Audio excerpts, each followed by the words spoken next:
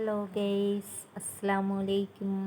ഇന്ന് ഞങ്ങൾക്ക് നല്ല നാടൻ ചെമ്മീൻ കിട്ടിയിട്ടോ. അപ്പം നമ്മൾ ഈ ചെമ്മീൻ കൊണ്ട് ഒരു കറി വെക്കാം. തേങ്ങ അരച്ച് മാങ്ങ ഇട്ട ഒരു ചെമ്മീൻ കറിയാണ് ഞാനിവിടെ ഉണ്ടാക്കാൻ പോകുന്നത്. അപ്പോൾ ഇത് എൻ്റേതായ സ്റ്റൈലിലാണ് ഞാൻ ഉണ്ടാക്കുന്നത്.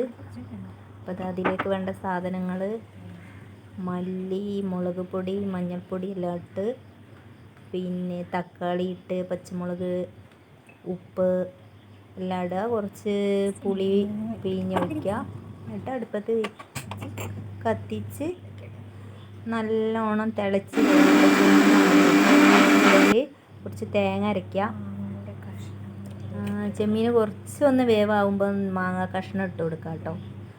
മാങ്ങയും ചെമ്മീനും ഒരേ വേവല്ലല്ലോ. അപ്പം ചെമ്മീൻ വെന്ത് കുറച്ച് കഴിഞ്ഞിട്ട് മാങ്ങ കഷ്ണം ഇട്ട് കൊടുക്കുക.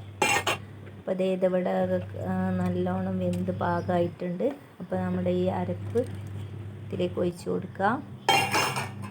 എന്നിട്ടൊന്ന് തിളപ്പിക്കാൻ വെക്കുക. എന്നിട്ട് ഇതാ ഒന്ന് ഇളക്കി നോക്കാം. കറി ഇതാ നല്ല കുറുകി നല്ല പാകത്തിന് വന്നിട്ടുണ്ട് കേട്ടോ. അപ്പം തേങ്ങ അരച്ച് മാങ്ങ ഇട്ട ചെമ്മീൻ കറിയാണിത്.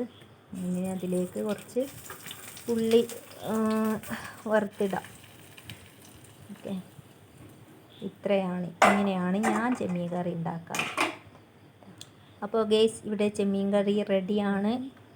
ചോറ് തിന്നാൻ ആവശ്യം ചെമ്മീൻ കറി വേണ്ടവർ വരൂ, ചോറ് കഴിക്കാം.